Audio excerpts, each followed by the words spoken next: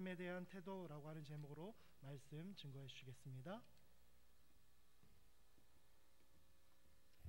우리 앞뒤 잡으로 인사 나누도록 하겠습니다. 사랑하고 축복합니다.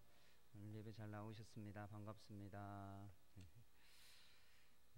지난주에 여러분들에게 감사 노트를 이렇게 나눠드렸는데 어떤 분들은 쓰고 계시는 분들도 있으실 것이고, 어떤 분들에게 뜯어도 보지 않고 그냥 이렇게 잘 집에 모셔다 둔 분들도 있을 것 같습니다.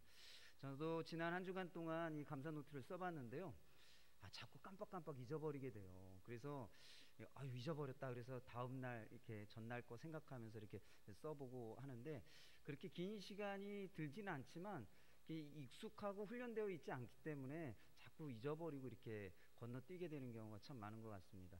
그만큼 우리의 삶에 이 감사가 이렇게 습관화되어 있지 않고 훈련되어 있지 않다라고 하는 것을 이제 제 자신이 일주일 동안 써보면서 참 그걸 느끼게 됩니다. 여러분들도 이 감사 노트를 꼭 이번 주부터, 안 쓰셨던 분들은 이번 주부터 쓰시면서 내가 감사를 훈련해야겠구나, 연습해야겠구나, 이게 저절로 안 되는 것이구나 라고 하는 것을 여러분들이 좀 생각하시고 이 감사 노트 쓰는 것을 통해서 이 감사 훈련을 하시길 바랍니다. 그래서 지난주에도 말씀드렸지만, 감사하는 사람들에게 하나님께서 꼭 열어주시는 문이 있어요.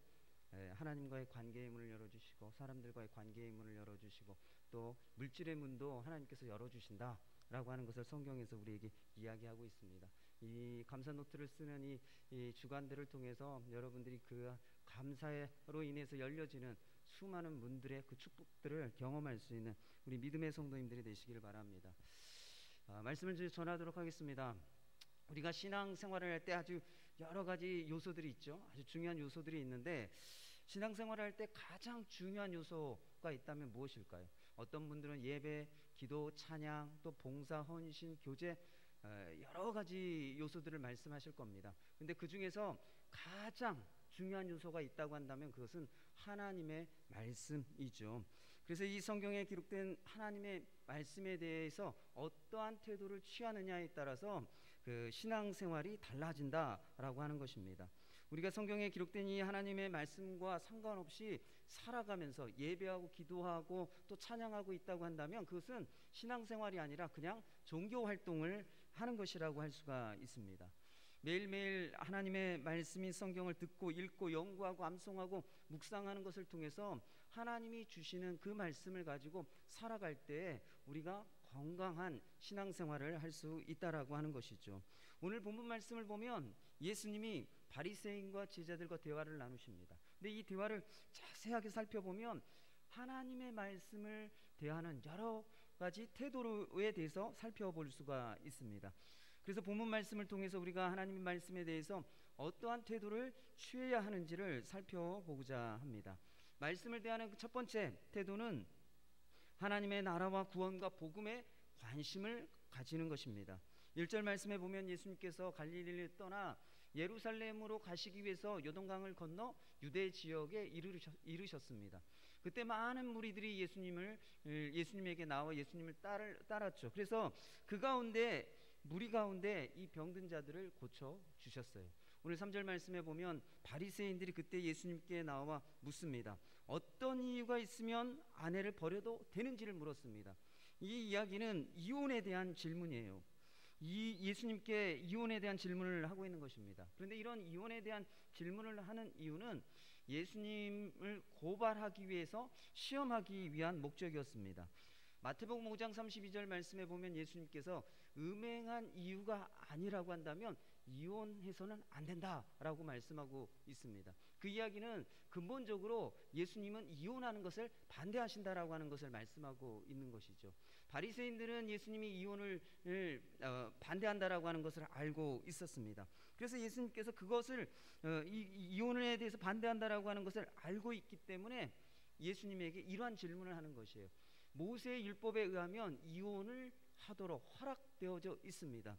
그러한 이혼을 허락하고 있는 모세의 율법을 예수님께서 무시하고 있다라고 하는 것을 드러내어 고발하기 위해서 이 이혼에 대한 질문을 하고 있다라는 것입니다. 성경을 보면 바리새인들이 예수님께 나와서 종종 이 질문을 합니다. 그런데 이 질문을 하는 이유는 정말 하나님의 말씀의 의미를 깨닫고 알고 싶어서 질문하는 것이 아니라 예수님을 고발할 어떤 조건과 근거를 찾기 위해서 시험하기 위한 질문이었습니다. 요한복음 8장에도 보면 예수님이 성전에 계실 때 이 서기관과 바리새인들이 가늠하다가 현장에서 붙잡힌 여인을 끌고 와 예수님 앞에 세웠습니다. 그리고 그들이 예수님께 이렇게 물었습니다. 모세는 율법에 이러한 여자를 돌로 치라 명하였는데 선생님은 뭐라고 하시겠습니까? 라고 물었습니다. 이 서기관과 바리새인들이 이렇게 질문하는 이유는 예수님을 고발할 조건을 찾기 위해 시험하기 위한 것이었습니다.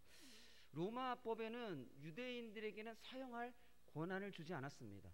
그래서 예수님께서 이 돌로 여인을 쳐 죽여라 라고 얘기하면 그것은 로마법을 어기게 되는 것이죠. 또 반대로 예수님께서 돌로 치지 마라 라고 말씀하시면 그것은 모세의 율법, 음행한 여자들을 돌로 쳐 죽이라고 말하고 있는 이 모세의 율법을 어기게 되는 것이었습니다. 그래서 이 서기관과 바리새인들의 질문은 예수님이 어떠한 대답을 하든지 간에 그 고발할 근거를 만드는 그런 대답을 하게 만드는 그런 교묘한 질문이었다라는 것입니다. 마태복음 12장 24절 말씀에 보면 바리새인들이 예수님이 귀신 들려 병든 자들을 고쳐주시는 것을 보았습니다. 그것을 보고서 예수님이 귀신들의 왕인 바알세불을 힘입어서 귀신을 쫓아낸다고 이 부정적으로 비판하고 비난했습니다. 예수님이 이렇게 병든 자들을 고쳐주시고 귀신을 내어 쫓아주신 이유가 있죠. 그것은 예수님이 하나님 나라에 대해서 선포하시고 그 하나님의 나라가 지금 임했다라고 하는 것을 증명하고 증거하고 경험하고 보여주기 위해서 예수님께서 병든 자들을 고쳐주시고 귀신들을 내어 쫓아주시는 그런 사역들을 하셨다는 것입니다. 그러나 이 바리새인들은 어떻습니까? 예수님의 그러한 말씀을 들을 때 하나님의 나라, 구원, 복음에 대한 관심이 있는 것이 아니라 오로지 예수님을 고발하는 데에만 관심을 가지고 계속 예수님께 시험했다라고 하는 것입니다. 그래서 예수님께서 귀신 들린 자들, 병든 자들을 고쳐주시고 하나님의 나라와 구원과 복음에 대해서 말씀하시고 전하지만 이 바리새인들은 하나님의 나라, 구원, 복음을 깨닫지 못했고 경험하지 못했다라는 것입니다. 요한복음 3장 1절에서 15절 말씀에 보면 바리새인이고 유대인 지도자였던 니고데모라고 하는 사람이 예수님을 밤에 찾아왔습니다. 그래서 예수님께서 니고데모에게 사람이 거듭나지 아니하면 하나님 나라를 볼 수 없다라고 말씀하셨습니다. 그때 니고데모가 이 거듭난다라고 하는 그 의미를 알지 못했습니다. 그래서 예수님께 묻습니다. 나이가 들었는데 다시 어머니 뱃속에 들어갔다가 나와야 합니까? 어떻게 사람이 거듭날 수 있습니까? 라고 묻죠. 그때 예수님께서 사람이 물과 성령으로 거듭나지 아니하면 하나님 나라에 들어가지 못한다라고 말씀하셨습니다. 그리고 성령이 어떠한 분이신지를 얘기할 때 바람에 비유하시죠. 바람이 어디에서 와서 어디로 가는지 알지 못하지만 바람이 부는 것처럼, 바람이 존재하는 것처럼, 바람이 역사하는 것처럼 성령이 하시는 일을 우리가 잘 알지 못하지만 성령의 역사로 말미암아 거듭나는 일들이 나타난다, 일어난다라고 하는 것을 말씀하셨습니다. 이 바리새인이고 유대인의 지도자였던 니고데모는 예수님이 선생으로서 가르치신 그 말씀을 듣고 또 예수님이 하나님이 함께 하심으로 행하는 그 기적을 볼 때에 고발하기 위해서 시험하는 그런 태도로 예수님의 말씀과 그 사역을 보고 듣지 않았다라는 것입니다. 니고데모는 하나님의 나라와 거듭남, 구원에 대한 관심을 가지고 알고자 하는 마음으로 예수님의 말씀을 들었던 것이죠. 그래서 예수님은 그러한 니고데모에게 성령의 역사로 말미암아 거듭나서 하나님의 나라를 보고 들어갈 수 있다고 가르쳐 주셨습니다. 사랑하는 성도 여러분, 성경에 기록된 하나님의 말씀은 우리에게 하나님의 나라와 구원과 복음에 대해서 말씀해 주고 계십니다. 우리가 이 땅에서 살아가면서 어떻게 죄로부터 구원받을 수 있는지, 또 이 땅에서 어떻게 하나님의 자녀와 백성이 될 수 있는지, 어떻게 하나님의 자녀와 백성으로 이 땅에서 살아가야 하는지, 또 어떻게 이 땅에서 하나님의 다스림을 받으며 살아가야 하는지를 성경을 통해서 하나님이 우리에게 말씀해 주고 계시다라는 것입니다. 그래서 우리가 성경 말씀, 이 기록된 성경에 기록된 이 하나님의 말씀을 대할 때 우리가 가져야 할 태도는 하나님의 나라와 구원과 복음에 대해서 관심을 가지고 알고자 하는 마음을 가져야 한다는 것입니다. 그럴 때 예수님이 니고데모에게 알려주신 것처럼 성령의 역사로 말미암아 거듭나서 하나님 나라를 경험하게 되는 은혜를 베풀어 주시는 것입니다. 사랑하는 성도 여러분, 하나님의 말씀이 기록된 성경은 좋은 명언을 기록해둔 책이 아닙니다. 세상에 살아갈 때 도움이 될 만한 지혜의 말씀을 기록해둔 책이 아닙니다. 세상에서 성공할 수 있는 처세술을 가르치고 있는 책이 아닙니다. 도덕적이고 윤리적인 가르침을 말하고 있는 책이 아닙니다. 성경에 기록된 하나님의 말씀은 하나님의 나라와 구원과 복음에 대해서 말씀하고 있습니다.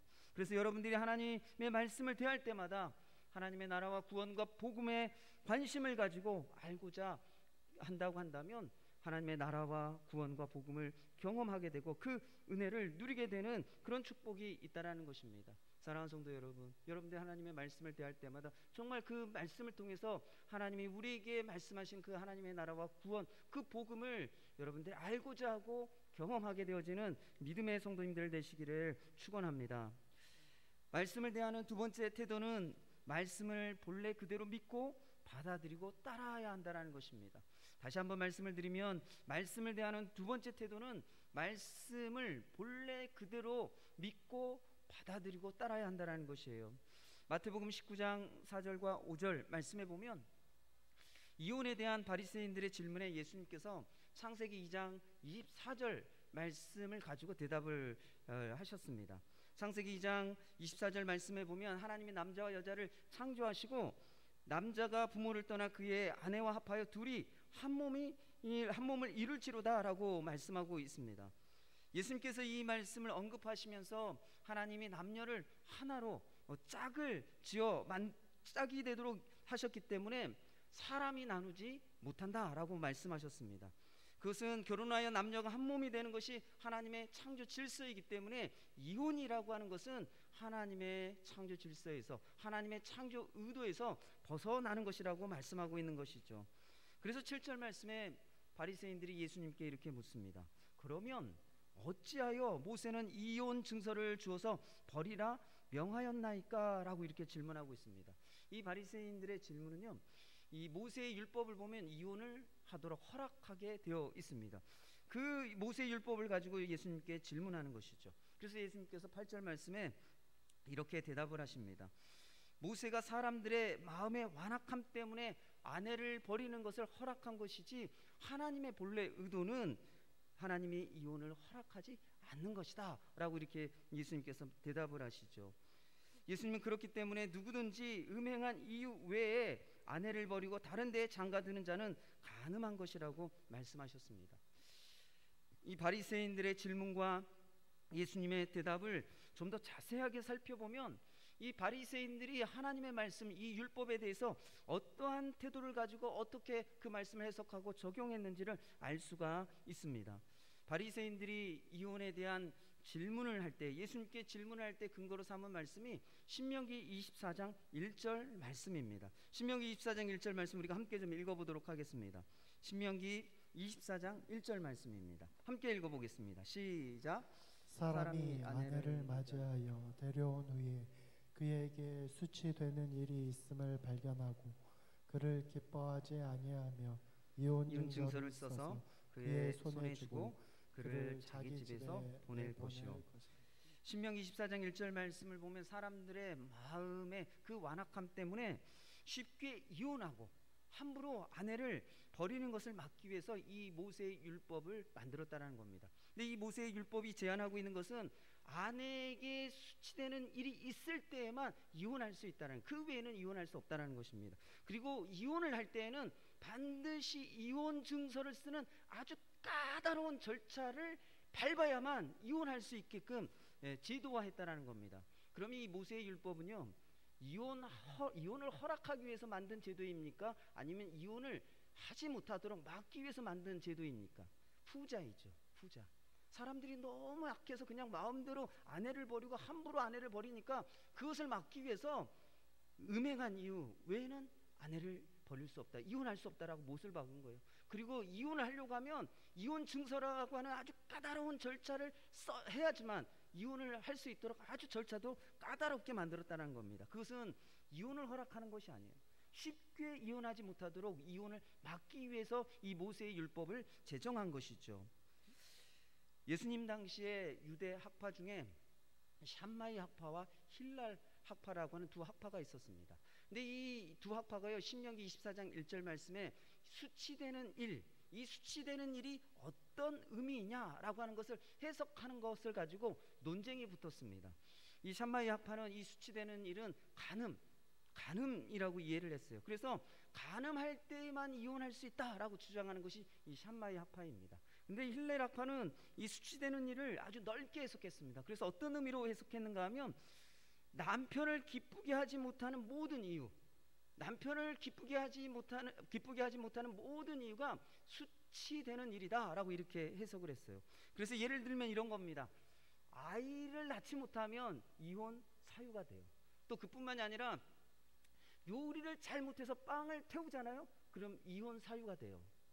그리고 설거지를 잘 못하잖아요. 깨끗하게 못하잖아요. 이혼 사유가 됩니다. 또 그뿐만이 아니라 집안 청소를 잘 못해요. 집안을 더럽혀 놓고 청소를 잘 안 해요. 그럼 이혼 사유가 됩니다. 그리고요, 심지어 자기 아내가 옆집 여자하고 비교했을 때 좀 못생겼어요. 안 이뻐요. 그럼 이혼 사유가 돼요. 이 얘기는 무슨 얘기입니까? 남편이요, 자기 아내를 버리고 싶으면 마음대로 버릴 수 있다라고 하는 것이 이 힐랄 학파의 해석이었어요. 여러분, 이 수치되는 일에 대한 이 두 학파의 해석과 적용 중에 사람들이 어떤 걸 선호했을까요? 전자일까요? 후자일까요? 음행할 때만, 간음할 때만 이혼할 수 있다라고 얘기하는 학파와 그냥 마음대로, 그냥 남편이 마음에 안 들면 무조건 이혼할 수 있다라고 아주 넓게 쉽게 이혼을 얘기하고 해석하는 이 학파, 사람들이 이 두 해석과 학파 중에 누구를 따랐을까요? 어려운 쪽이 아니라 쉬운 쪽을 택했어요. 그래서 힐랄 학파의 이런 주장과 해석을 따랐습니다. 서기관과 바리새인들 그런 사람이었어요. 하나님의 율법을 철저히 지키고 또 그 율법을 가르치고 또 열심히 훈련한다라고 하는 사람들이 택한 것이 율법을 어떻게 하면 쉽게 지킬 수 있는지, 그런 쉬운 방법을 택하는 쪽으로 택했다라는 것입니다. 그래서 이 서기관과 바리새인들은 마음만 먹으면 아내에게 이혼 증서를 써주고 그냥 이혼을 할 수 있었다라는 것이에요. 그래서 이 바리새인들은 신명기 24장 1절에 모세의 이 율법을 이혼을 막으려고 하는 본래의 의도와는 다르게 오히려 이혼을 쉽고 합법적으로 할 수 있는 방법으로 악용했다라는 것입니다. 바리새인들이 이혼에 대한 이 모세의 율법을 대하는 태도를 보면 어떻습니까? 본래의 의도를 따르는 것이 아니라 이 힐랄 학파의 지식과 해석과 전통을 따라 해석하고 적용할 뿐만이 아니라 상황과 환경에 따라 자기에게 편한 대로 이 말씀을 해석하고 적용했다라는 것이에요. 그래서 예수님은 그렇게 말씀을 대하는 바리새인들에게 뭐라고 말씀하시는 거예요? 하나님 말씀을 본래 그대로 받아들이고 믿고 따라야 한다라고 말씀하고 있는 것입니다. 사랑하는 성도 여러분, 우리가 하나님의 말씀을 대할 때 이 바리새인들처럼 세상의 어떤 지식과 해석과 전통 그리고 또 상황과 형편에 따라서 하나님의 말씀을 그냥 편한 대로 해석하고 적용해서는 안 된다라는 것입니다. 그것은 올바르게 말씀을 대하는 태도가 아니라는 것이에요. 그러한 태도를 가지고 있는 대표적인 사람들이 어떤 사람들인 줄 아십니까? 자유주의자들입니다. 자유주의자들의 성경 해석과 적용이 이런 경우가 많다라는 것입니다. 자유주의 하니까 여러분들이 굉장히 좀 어렵게 다가오실지 모르겠는데 조금 좀 설명을 좀 간단하게 해드리면, 이 자유주의자들은요, 이성으로 이해되고 과학적으로 증명되는 것만 믿으려고 했습니다. 그래서 성경에서 이성적으로 과학적으로 설명할 수 없고 이해할 수 없는 내용은 다 믿음의 대상에서 제외시키고 빼버리려고 했습니다. 특별히 어떤 부분이 그렇습니까? 성경에서 과학적으로 설명되지 않고 이성적으로 이해되지 않는 부분이 있다고 한다면 어떤 부분입니까? 특별히 기적에 관한 이야기, 기적에 관한 말씀들은 이 과학적으로 설명하고 이성적으로 이해가 안 되는 부분들이 많죠.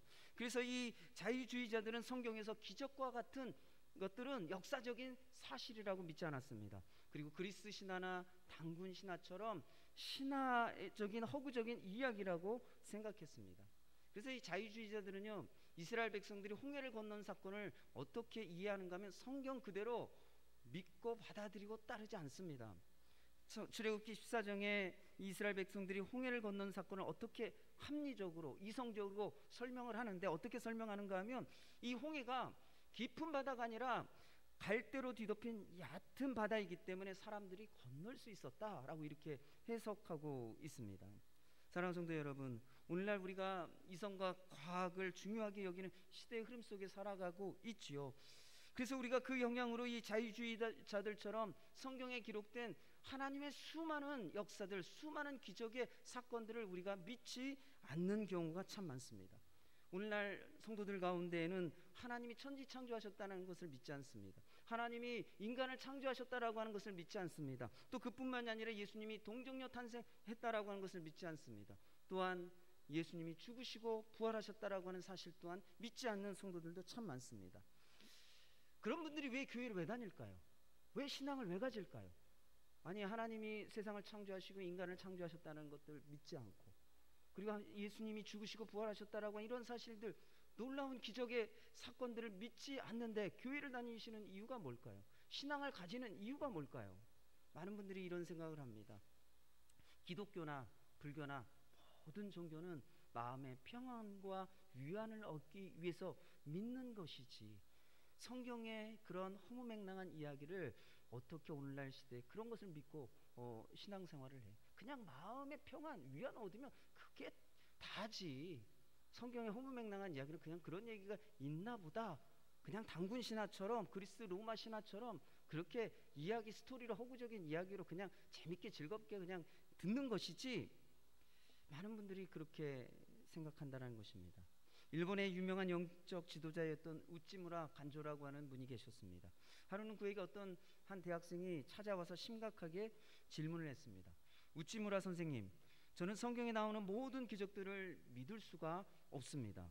예수님께서 무리를 걸으셨다는 이야기, 부활하셨다는 이야기 등 정말 제 이성으로는 도무지 이해할 수가 없습니다. 그런 황당한 이야기나 이해할 수 없는 기적들은 다 빼고 다른 내용으로만 성경 공부를 하면 안 되겠습니까? 이렇게 물었어요. 그러자 우찌무라 간조 선생님이 이렇게 대답을 하셨습니다. 학생, 성경에서 사람의 이성으로 받아들이기 어려운 기적들을 다 제하고 성경 공부를 한다면 성경에 꼭 두 가지만 남는다네. 그것은 바로 성경의 앞과 뒤 표지뿐이지 라고 말씀하셨다고 합니다. 성경에서 하나님이 행하신 수많은 기적들을 제외하고 나면 성경에서 믿을 게 없다라는 거예요. 믿음의 내용들이 없다라는 거예요. 하나님이 전지전능하시고 크신 하나님이시기 때문에 성경에 기록된 하나님의 행하신 일들을 세상의 지식과 해석과 전통과 상황과 환경으로 이해하고 판단할 수 없다라는 것입니다. 이사야 55장 8절과 9절 말씀에 보면 하나님의 생각과 우리의 생각이 다르고 하나님의 길과 우리의 길이 다르다라고 말씀하셨습니다. 왜냐하면 하늘이 땅보다 높은 것과 같이 하나님의 길과 생각은 우리의 길과 생각보다 높기 때문이라고 말씀하셨죠. 근데 이 말씀을 아주 간단하게 설명하면 이것입니다. 하나님과 우리가 천양지차라는 것, 천양지차, 하늘과 땅만큼 그 차이가 엄청나게 크기 때문에 우리의 생각과 지혜로 하나님과 하나님의 길을 이해하고 판단할 수 없다라고 하는 말씀입니다. 그래서 우리가 하나님의 말씀을 대할 때 우리의 태도가 무엇입니까? 그것은 세상의 지식과 해석과 전통과 상황과 환경에 따라 이해하고 판단하는 것이 아니라 그냥 하나님 말씀 그대로, 하나님 말씀 그대로 받아들이고 믿고 따르는 것입니다. 이해가 되지 않는다고 할지라도, 또 믿을 수 없는 이야기라고 할지라도 성경에 기록되어져 있기 때문에, 그것이 하나님의 말씀이기 때문에 그냥 있는 그대로 믿고 받아들이고 따라야 한다는 것이에요. 사랑하는 성도 여러분, 여러분들이 성경에 기록된 하나님의 말씀을 있는 그대로 믿고 받아들일 때 여러분들에게 어떤 역사와 어떤 능력들이 나타나신 줄 압니까? 예수님을 믿음으로 말미암아 구원받는 은혜를 경험하게 되는 것입니다. 또 이 믿음으로 기도할 때 병 고침 받는 놀라운 하나님의 역사를 경험하게 되는 것이죠. 또 하나님을 선한 목자로 믿고 하나님의 말씀을 믿고 따라갈 때에 하나님이 인도하시는 것을 경험하는 은혜와 역사가 있는 것이에요. 사랑하는 성도 여러분, 하나님의 말씀을 있는 그대로 있는 그대로 받아들이시고 믿으시는 것을 통하여 그 말씀이 여러분의 삶 가운데 경험되어지는 은혜를 경험할 수 있는 믿음의 성도님들이 되시기를 축원합니다. 10절과 12절 말씀에 보면 이제 예수님과 제자들이 대화를 하게 됩니다. 근데 이 예수님과 제자들이 나누는 대화에 있어 보면 하나님의 말씀을 대하는 또 다른 태도 하나를 또 발견을 할 수가 있습니다. 말씀을 대하는 세 번째 태도는 하나님의 말씀을 지키는 것을 포기하지 말아야 한다는 것입니다. 하나님의 말씀을 지키는 것을 포기하지 말아야 한다는 것이에요. 제가 앞에서도 말씀드렸지만 이 당시의 유대인 남자들은요, 결혼한 이후에 아내가 맞지 않으면, 아내가 싫으면, 아내가 만족스럽지 않으면 그냥 이혼할 수가 있었어요. 쉽게 이혼할 수가 있었습니다. 그리고 남자들은 그것을 당연한 권리라고 생각했어요. 당연한 권리. 그런데 예수님께서 뭐라고 말씀하세요? 제자들에게 뭐라고 말씀하세요? 그리고 바리새인들에게 음행한 이유가 아니면 절대 이혼할 수 없다라고 말씀하시는 거예요. 예수님이 너무 엄격한 기준을 말씀하시는 거예요. 그래서 10절 말씀에 보면 제자들이 예수님께 이렇게 말을 합니다. 만일 사람이 아내에게 이같이 할진대 장가들지 않는 것이 좋겠나이다. 이게 무슨 말씀인가 하면요, 예수님 말씀대로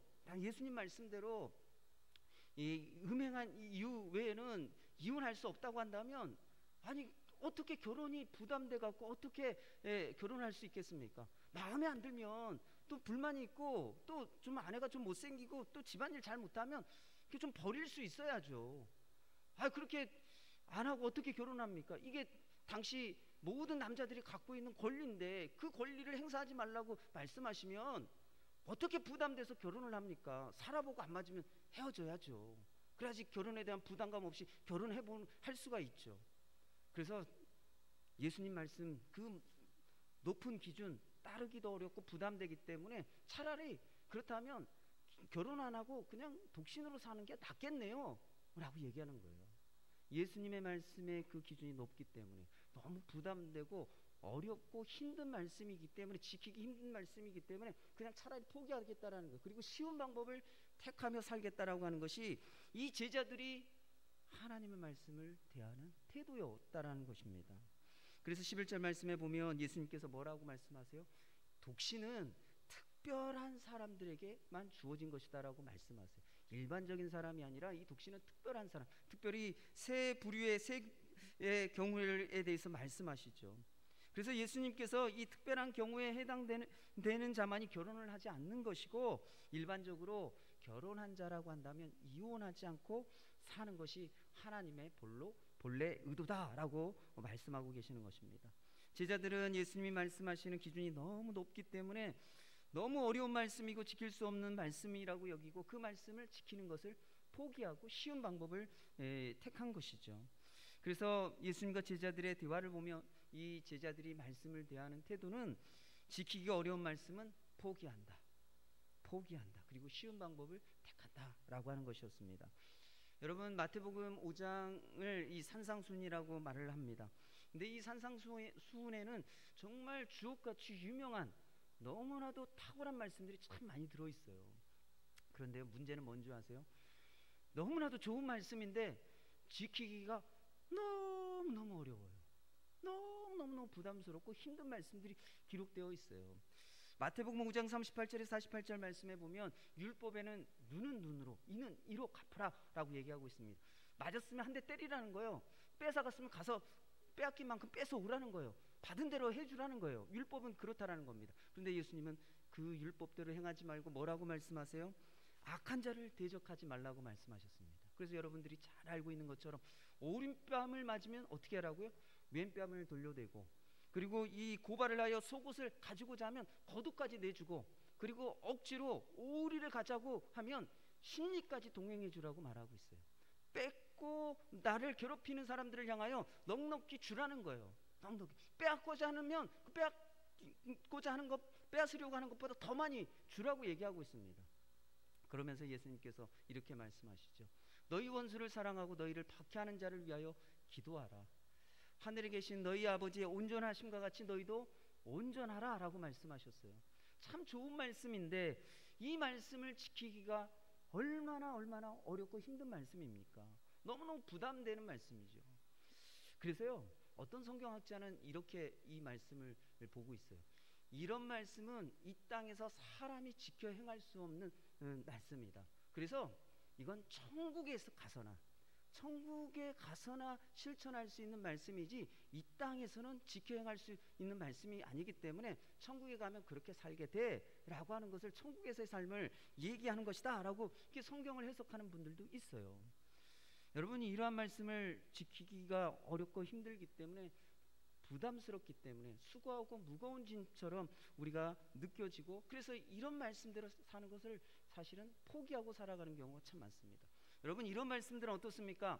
목사님이나 그렇게 사는 거지, 믿음 좋은 장로님들이나 그렇게 사는 거지, 믿음 없는 나 같은 잡사는 이런 말씀하고는 안 어울려. 그냥 나는 그냥 받은 대로 갚아줘야 되고, 화나면 화내야 되고, 억울하면 터트려야 되고, 나는 그렇게 사는 게 내 모습이지, 믿음 좋은 사람이나 이렇게 사는 거지, 대부분의 그렇게 생각하고 이 말씀은 나와 상관없는 말씀이라고 생각한다는 것입니다.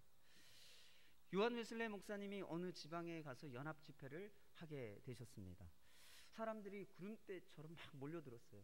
그래서 첫날 웨슬레 목사님이 사람들에게 여러분 할 수 있는 한 많은 복을 받으십시오 라고 막 설교했습니다. 그러니까 사람들이 아멘 아멘 하면서 너무너무 좋아했어요.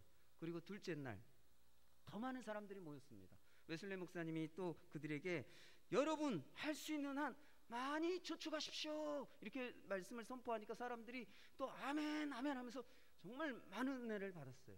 그리고 셋째 날이 됐습니다. 더 많은 사람들이 모였어요.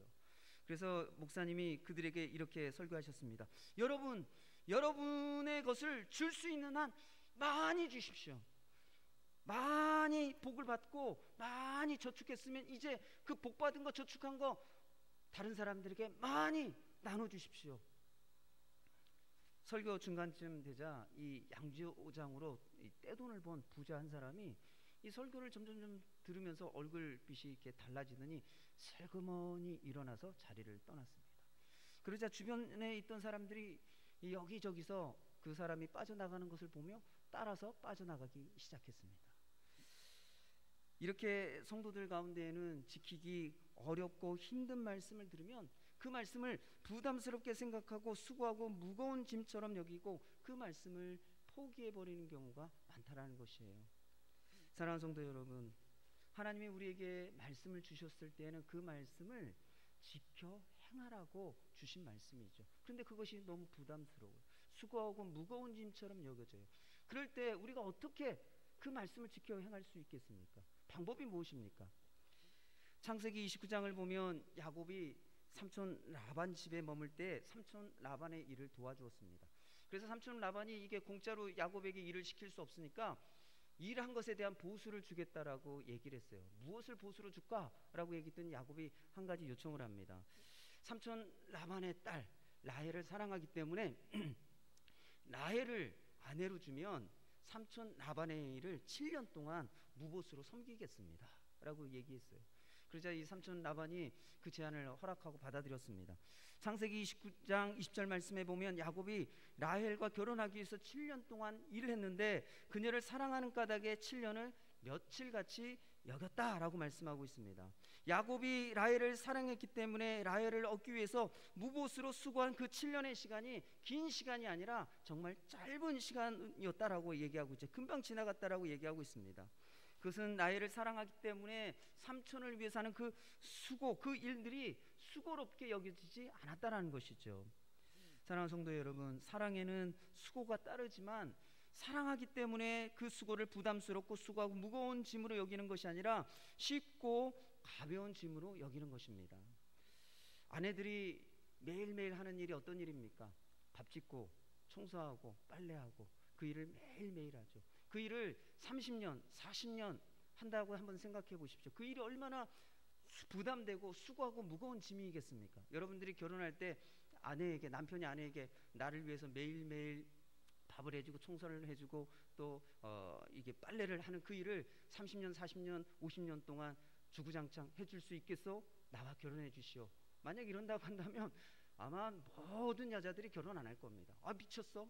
내 인생이 얼마나 아까운데 내가 그 일에다 왜 내 인생을 바쳐 이러고 미쳤다고 생각하고 결혼 안 할 겁니다. 그런데 여러분, 이 남편을 사랑하고 자녀들을 사랑하기 때문에 그 수고를 어떻습니까? 매일매일 하잖아요. 매일매일 하다 보니까 30년이 돼요. 40년이 되는 거 아닙니까? 여러분, 그런 수고가 분명히 부담스럽고 수고하고 무거운 짐이죠. 그런데 그런 일들을 30년, 40년 동안 할 수 있는 이유가 어디 있어요? 남편을 사랑하기 때문이죠. 자녀들을 사랑하기 때문이죠. 남편을 사랑하지 않고 자녀들을 사랑하지 않는다고 한다면 그 일은 너무 부담스럽고 수고하고 무거운 짐이에요. 그 일을 할 때마다 계속 남편과 자녀들을 향하여 원망과 불평, 분노의 마음을 마음에 품으면서 그 일들을 하겠죠. 사랑하는 성도 여러분, 마찬가지입니다. 사랑하면요, 그 수고가 크다고 할지라도 부담스럽고 무겁고 수고한 짐으로 느껴지지 않는다라는 거예요. 쉽고 가벼운 짐으로 느껴진다는 것입니다. 마찬가지로 하나님을 사랑할 때 하나님의 말씀을 지키는 것이 부담스럽고 수고하고 무거운 짐이 아니라 쉽고 가벼운 짐이 된다는 것이에요. 신명기 5장 10절과 또 신명기 7장 9절 말씀에 보면 하나님을 사랑하고 하나님을 계명을 지키는 자들에게는 하나님이 천대까지 은혜를 베푸신다라고 말씀하고 있습니다. 또 요한복음 14장 15절과 21절 말씀에 보면 하나님의 계명을 지키는 자들이 하나님을 사랑하는 자라고 말씀하고 있어요. 그래서 이 말씀들을 정리해 보면 하나님을 사랑하는 것과 하나님을 계명을 지키는 것은 연결되어 있다는 것이에요. 그래서 하나님을 사랑하는 자가 하나님의 말씀을 지키고 하나님의 말씀을 지키는 자가 하나님을 사랑하는 것이다 라고 하는 것입니다. 우리 요한 1서 5장 3절 말씀 우리가 함께 좀 읽어보겠습니다. 여러분들이 오늘 말씀을 듣고 말씀을 이렇게 여러분들이 예배를 드리고 나가실 때 요한 1서 5장 3절 말씀, 이 말씀 하나는 좀 기억하시고 가셨으면 좋겠어요. 우리 함께 이 말씀 읽어보도록 하겠습니다. 시작. 하나님을 사랑하는 것은 이것이니 우리가 그의 계명들을 지키는 것이라. 그의 계명들은 무거운 것이 아니로다. 이 우리가 읽은 요한 1서 5장 3절 말씀에 보면 하나님을 사랑하는 것은 계명을 지키는 것이라고 말하고 있습니다. 하나님을 사랑할 때 계명을 지키는 것은 그것은 뭐라고요? 무거운 것이 아니라는 거예요. 이 무거운 것이라고 하는 표현을 현대인의 성경에서 어떻게 번역을 했는가 하면 부담스러운 것, 이렇게 표현했어요. 부담스러운 것. 하나님을 사랑하는 자들에게 하나님의 말씀과 계명은 부담스러운 것이 아니라는 거예요. 지키기 어려운 말씀이 아니라는 거예요.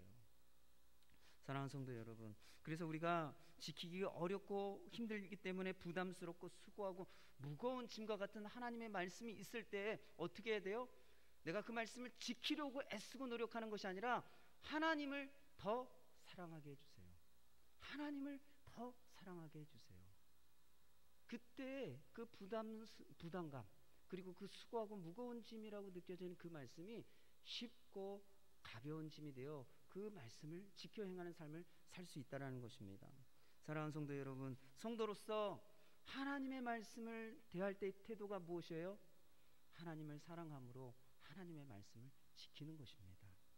하나님의 말씀을 지키는 것이 부담으로 다가오고 수고고 무거운 짐으로 다가오는 그런 말씀이 있다고 한다면 하나님을 더 사랑하는 마음 달라고 기도할 수 있는 우리 믿음의 성도님들 되시기를 축원합니다. 말씀을 정리하겠습니다. 오늘 본문을 통해서 하나님의 말씀을 대하는 세 가지 태도를 나눴습니다. 첫 번째로는 하나님의 나라와 구원과 복음에 관심을 가져야 된다는 것입니다.